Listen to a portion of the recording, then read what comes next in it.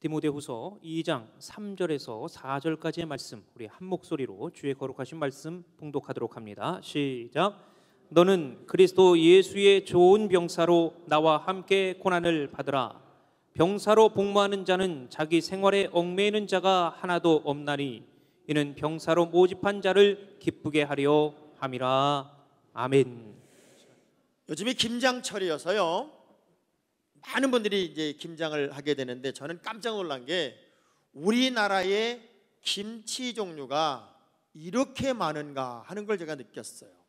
어느 정도로 많냐면 강원도는 대표적인 김치만 해도 더덕김치, 해물김치, 오징어김치, 서울은 오이소박이, 장김치, 석박지, 경기도는 총각김치, 비늘김치, 수상나박김치, 충청도는 나박김치, 총각무 동치미, 가지김치, 전라도는 갓김치, 고들빼기김치, 나주동치미, 경상도는 깻잎김치, 쪽파김치, 부추김치, 제주도는 해물김치, 전복김치, 나박김치.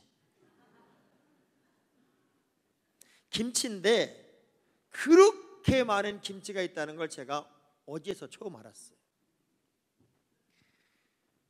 이 작은 나라에 김치를 먹고 있는 우리들이 얼마나 다양한 취향과 또 맛과 취미를 가지고 김치를 만들어냈는지, 그 어마어마한 김치 종류를 보면서 하나님 참 힘드시겠다는 생각이 들었어요. 이 지구상의 수많은 사람들이 다 각각의 성향과 성격과 습성과 습관을 가지고 살아가는 그들을 하나의 방향으로 인도하고 또 바른 길로 인도하는 기준과 이정표를 정해서 그들이 언제나 승리하는 삶을 살도록 인도하고 이끌어내야 하는 우리 하나님이 얼마나 답답하고 어려울까. 근데 그 심정이 제 심정이더라고요. 전 우리 성안교회에 나오는 모든 분들이 다 승리를 만들고 건강하고 바른 길로 가고 선하고 아름답고 착하고 아이들이 잘 되고 사업이 잘 되고, 약간 아멘 하는 사람들만 꼭 그렇게 되면 좋겠어요. 어떤 그런 소망을 다 가지고 있지만 각각의 성향이 다 다르고 자기들이 어떤 삶의 태도와 내용이 다르기 때문에 한 방향으로 가기가 참 어렵더라는 거예요. 그래서 성경은 이렇게 말합니다. 선한 싸움을 싸워야 된다. 이 세상은 어찌 보면 전쟁터다. 그러니 이 영적 싸움에서 우리가 승리하지 않으면 안 된다. 얼마 전에 해병대 훈련을 봤어요. 해병대는 일반 병사들과 달리 자원해서 가는 병과예요. 그러니까 나는 해병대를 꼭 가야 됩니다. 나를 꼭 붙여주세요. 그래서 자기가 자원해서 해병대에 입대하는 거기 때문에 차출돼서 강제로 차출돼서 군인이 된 사람들하고는 또 내용이 다르더라고요. 그 왜 강한가 봤더니 너희들이 원해서 군대 들어왔으니 이 군대가 원하는 일을 너희들은 해야 된다. 근데 텔레비에 취재한 그 팀은 어떤 팀이었냐면 해병대로 합격이 됐는데 합격된 병사들 중에서도 비만군으로 분류된 아이들이에요. 비만군으로 분류된 아이들만 따로 모아서 훈련을 시키는데 이 훈련병들은 첫 번째 숙제가 뭐냐면 15kg를 빼는 거예요. 빨간 딱지를 달기 전에, 명찰을 달기 전에 15kg를 빼는 것이 목표예요. 그래 얼마나 힘들게 훈련을 하겠습니까? 그런데 낙오가 되지 않겠다고 마지막 40km 행군 또 생존 훈련 이런 걸 막 목숨 걸고 이들이 해내고, 전우 하나가 넘어지면 일으키고 서로 도와서 단 한 명도 낙오자가 없이 승리를 만들고 나서 명찰을 탁 타는 그들의 얼굴에는요 자신감이 넘치고요, 승리감이 막 도취되어 있고요, 그리고 자긍심이 하늘을 찌르는 것 같았어요. 꼭 여러분 얼굴 같았어요. 자신이 없으니까 아멘도 안 하네 아주. 제가 왜 그래서 해병대가 강한지를 알았어요. 철저히 훈련이 되어 있고 또 정신으로 무장이 되어 있고 자기와의 싸움에서 승리한 이들이 강해질 수밖에 없더라고요.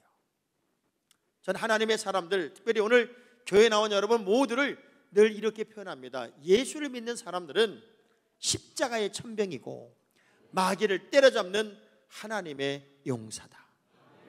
따라합시다. 나는 마귀를 때려잡는 십자가의 용사이며 하나님의 용사입니다. 자, 이런 사람들의 삶의 태도와 내용이 달라야 된다는 거예요. 그래서 오늘 본문의 말씀을 보면 바울이 아들처럼 사랑하고 생명처럼 소중히 여기는 디모데에게 이런 부탁을 하는 거예요. 너는 그리스도의 좋은 병사로 나와 함께 고난을 받자. 그리고 이 군사로 병사로 가장 하나님의 위대한 용사로 살기 위해서는 자기 생활을 한번 넘어보는, 우선순위를 넘어보는 어떤 결정을 해야 할 필요가 있고, 그렇게 하는 이유는 너를 부른 하나님을 기쁘시게 하기 위해서란다. 그래 너는 시시하게 미래를 열지 말고 병사로서 나와 같은 길을 한번 갔으면 좋겠다. 바울이 말한 병사라는 의미는 당시에 무엇을 상징하냐면 로마 병사를 상징하는 로마. 이전에 로마의 군인이다, 나는 로마의 병사다, 그 자부심이요 이루 말할 수가 없습니다. 왜냐하면 로마 병사는 막강하고 조직적이고 장비에 능술하고 질서와 규칙을 강조했기 때문에 로마의 군인으로 딱 인정을 받는 순간 그들은 자부심과 자긍심이 이루 말할 수가 없어요. 전 여러분이 예수 믿는 자부심, 예수 믿는 자긍심이 좀 넘쳤으면 좋겠어요. 여러분들이 교회를 가는데 정말 이러고 이제 교회를 갔어요.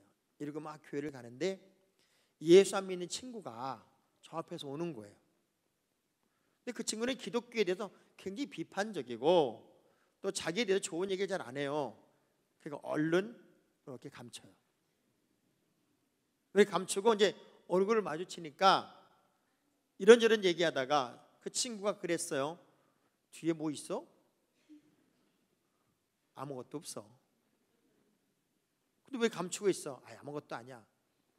근데 왜 아무것도 아니라 그러는가 하면 너 또 교회 가냐? 이 소리가 싫어서. 왜 성경을 당당하게 들고 갈 수 없을까요? 술을 먹는 사람이 술에 대한 자부심을 가지고 있는데 술을 안 먹는 우리는 술을 안 먹는 자부심도 있어야 되고, 여러분이 교회를 다니는 사람과 안 다니는 사람은, 안 다니는 사람이 자기 자부심을 가지고 있으면 나는 다니는 자부심을 가지고 있어서 너는 지옥 가지만 나는 천국 가, 이런 당당함이 우리에게 있어야 되는데 언제부턴가 그런 자긍심과 자긍심이 우리에게는 없는 것 같아요. 자, 우리 주먹 딱 쥐고 한번 따라합시다. 나는 크리스찬입니다. 좀 더 유식하게 I am 크리스찬. 이거 하나가 여러분에게 엄청난 힘이에요. 왜? 천국 백성임을 자신하는 것이고 하나님이 동행하는 인생임을 자신하는 게 되는 거잖아요. 로마 군인이다, 이거 하나는 조직이고 명령체계고 모든 훈련이고 이런 거에 대해서 타의 추종을 불허하는 특별한 존재란 자부심이 있었단 말이에요. 그런 병사가 네가 미래를 열고 미래의 일을 감당하기 위해서 되어야 한다, 이것을 아들같이 여기는 디모데에게 부탁하는 말씀이 오늘 본문의 말씀이었어요. 우리 믿음의 모든 사람들은 교회라고 하는 건강한 군함 속에 하나님의 병사가 된 것이지 교회는 절대로 크루즈선이 될 수가 없습니다.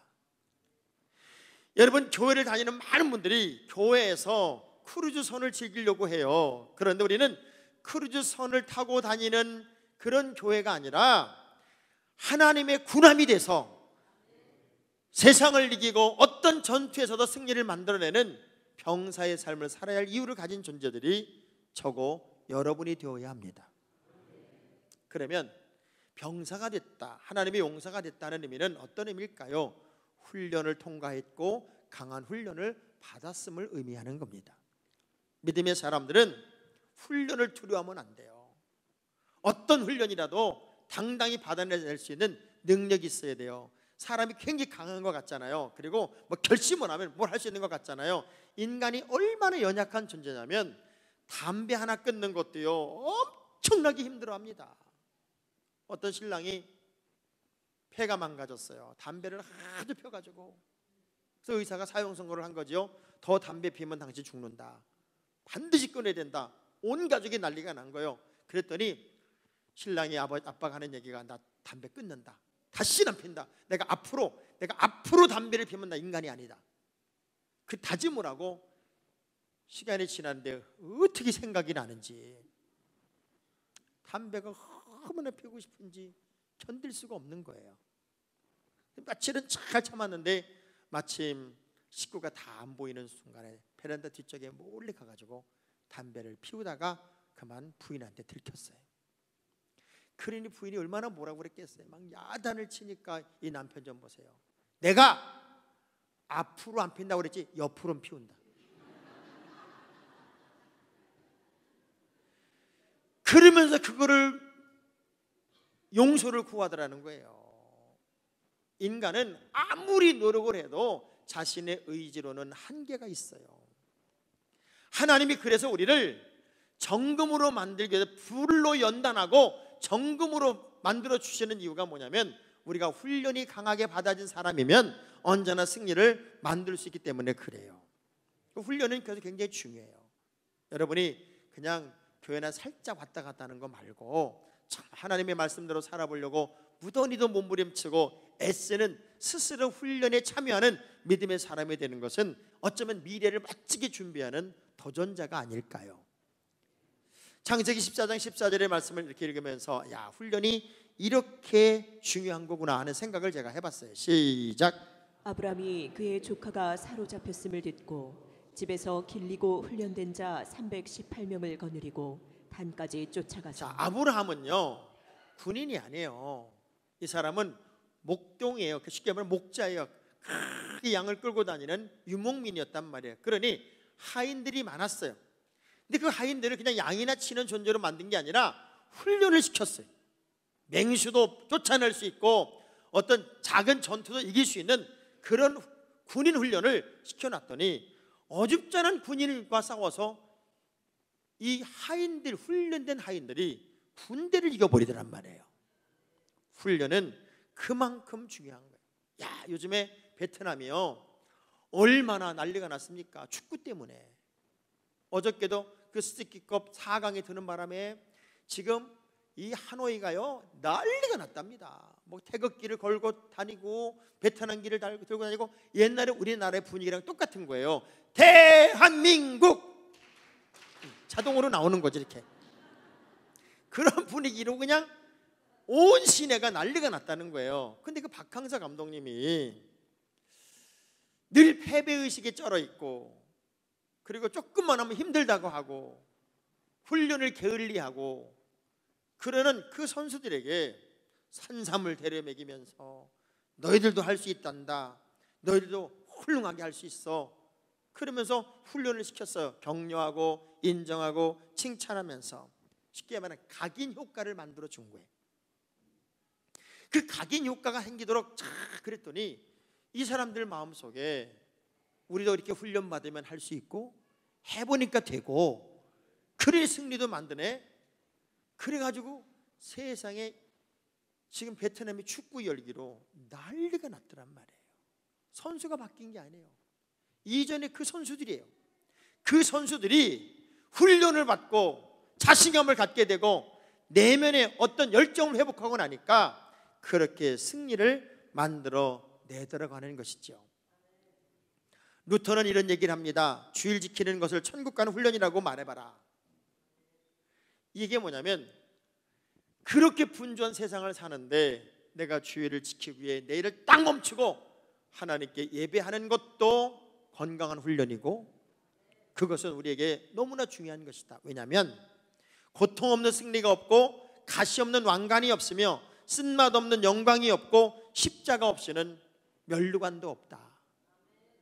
훈련은 가능성 있는 사람을 이끌기 위한 것이지 가능성이 없는 사람을 이끌기 위한 것이 아니다. 하나님이 여러분을 고난의 용광로 속에 넣기도 하고 이렇게 저렇게 염려 문제 속에 있게 하는 것도 다 훈련을 시키는 것은 가능성이 있기 때문에 그런 거예요. 가능성. 그래서 많이 힘들고 어려우면 왜 나에게 이런 고난을 줬어요? 왜 이렇게 어려움을 줬어요? 그러지 말고요, 그 고난을 이기고 나면 언젠간 그게 다 추억이 되고 간증이 되잖아요. 그러니 많이 힘들고 어려운 사람들일수록 억울해할 게 아니라 하나님이 나를 강하게 훈련시키셔서 더 크게 만드는 과정을 내가 지나고 있다라고 생각을 하고 우리 옆 사람하고 따뜻한 마음으로 집사님 힘드시지요? 간증 만들기 중이랍니다. 추억 만들기 중이랍니다 하고 한번 축복의 인사를 한번 해주겠습니다. 지금 집사님은 당신은 추억 만들기 중입니다. 간증 만들기 중입니다. 결국 우리가 강하게 훈련되어서 온전한 병사의 자리를 지키고 승리를 만들어낸다고 하는 것은 국가의 기쁨이고 장군의 기쁨이고 부대의 기쁨이고 모든 사람의 기쁨이 되는 것처럼 여러분의 삶의 자리자리에서 하나님의 용사로서 승리를 만들어내고 완벽한 믿음의 사람으로 사는 것은 하나님의 기쁨이 되는 거예요. 여러분, 자녀를 기르면서 자녀를 볼 때 저 아이 때문에 너무 행복한 부모님은요, 그 자녀를 칭찬하지 못해서 안달이 납니다. 하나님이 우리를 하나님의 자녀로 다 불러서 어떤 싸움에서도 승리하도록 힘도 주시고 능력도 주시고 훈련도 시키시고 용기도 주었는데 여기저기 다니면서 패배하고 다니면 하나님의 기쁨이 없겠지요. 그런데 가는 곳곳마다 우선순위가 분명하고 자기를 잘 관리해서 승리하는 모습을 보면 얼마나 주님이 기쁘시겠어요.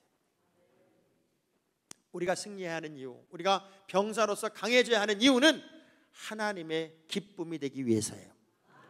여러분이 왜 살아요? 하나님의 기쁨이 되기 위해, 하나님의 영광이 되기 위해 우리는 살고 있단 말입니다. 군사로 다니는 자의 기준을 본문에서는 뭐라고 이야기하냐면 2장 4절입니다. 이렇게 표현했어요. 크게 봅니다. 시작.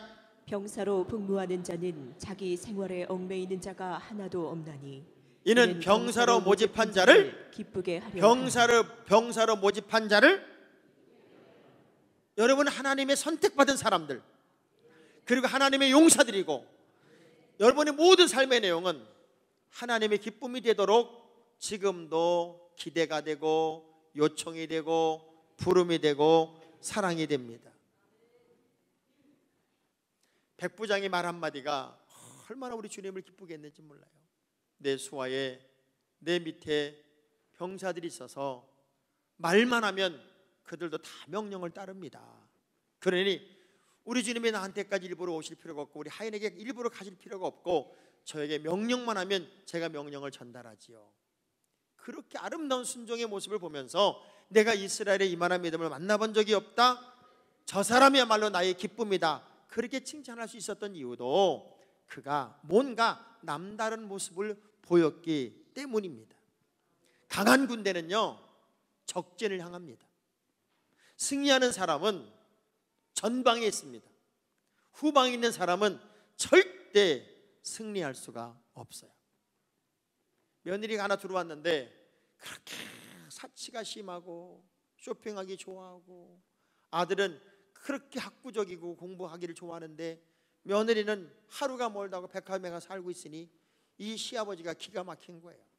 근데 어느 날 며느리 집에 딱 가봤더니 액자를 하나 멋지게 써놨는데 세상에 현월화신,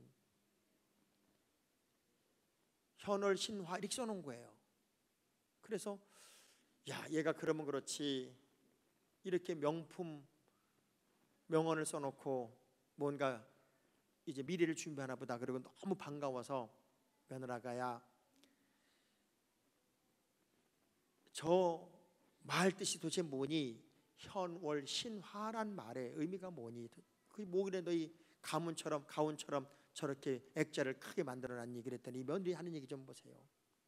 현월, 현대백화점은 월요일날 쉬고 신화, 신세계백화점은 화요일날 쉰다. 하도 까먹어가지고 그걸 액자를 크게 해놨다는 거예요. 진짜 안 되는 사람은 안 돼요. 생각하는 것 자체가 빗나가 있어요. 생각하는 것마다 승리의 이야기가 아니에요. 하나님의 역사 이야기를 만드는 존재들이 못 되더란 말이에요. 근데 우리는 여러분의 모든 삶의 내용 동선에서 이 세대를 본받지 말고 오직 마음을 새롭게 함으로 변화를 받아 하나님의 선하시고 기뻐하시고 온전하게 하신 뜻이 무엇인지를 분별하는 분별력을 가지고 살도록 우리는 부름받은 존재들이지 대충 두리뭉실 살 인생들은 아니에요. 왜? 여러분의 승리, 여러분의 어떤 강함이 주님의 기쁨이 되기 때문에 그래요. 바울은 복음을 전하면서 얼마나 많이 감옥에 갇히고 매를 맞고 말도 안 되는 환난과 고난을 겪었는지 몰라요. 그럼에도 불구하고 그는 끝까지 갔습니다. 그렇게 가다 보니 디모데에게도 하나님의 영광을 위해 가는 길, 우리가 바른 믿음을 가지고 세상을 사는 길이 그렇게 녹록하지 않다. 그래서 우리가 이 싸움에서 질 수 없는 자기 갖춤이 필요하다. 그리고 언제나 삶의 현장에서 승리를 만드는 현장이 강한 믿음의 자녀가 되라.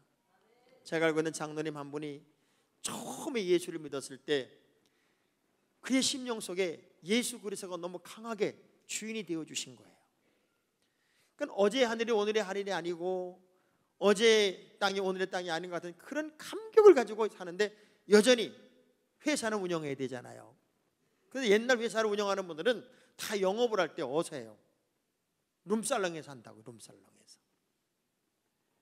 근데 예수를 영접하고 막 새벽에 기도하는 사람이 됐는데 이거 큰일 났잖아요.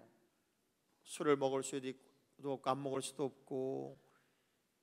그 지분이 그 안에서 그렇게 갈등하고 고민하다가 새벽 3시 반에 잠자는 목사님을 막 흔들어 깨우면서 목사님 소리 지르는 거예요. 왜 그런가 봤더니 그 환경을 벗어나서 도망 나와가지고 승리했다고. 그걸 내가 술을 안 먹고 그런데도 영업을 따냈다고. 그러면서 두 손을 번쩍 들고 승리의 노래를 부르면서 잠자는 장학일 목사님을 깨우는 바람에 나도 깨어났잖아요. 삶의 현장에서 강하셔야 돼요. 수없이 가변적으로 바뀌는 그 삶의 자리, 그 자리에서 여러분은 언제나 하나님의 자녀라는 자부심을 가지고 내게 힘주시는 주님의 능력 안에서 승리를 만드는 주인공이 여러분이 돼야 됩니다. 주먹 불 끈지고 따라합시다. 나는 그럼에도 불구하고 승리하는 사람이 되겠습니다. 바울은 감옥에서도 서신을 쓰고 감옥에서도 복음을 전해요. 그는 어떤 자리에 있든지 간에 하나님이 주신 기회라는 사실을 알고 삶의 현장에서 승리를 만들어내는 강한 용사가 되었습니다. 사람들에게는 다 때가 있습니다. 사람들에게는 누구에게나 다 때가 있어요. 이 말을 누가 한 줄 아세요? 사람에게는 다 때가 있습니다. 목욕탕집 주인이 했대. 목욕탕집 주인.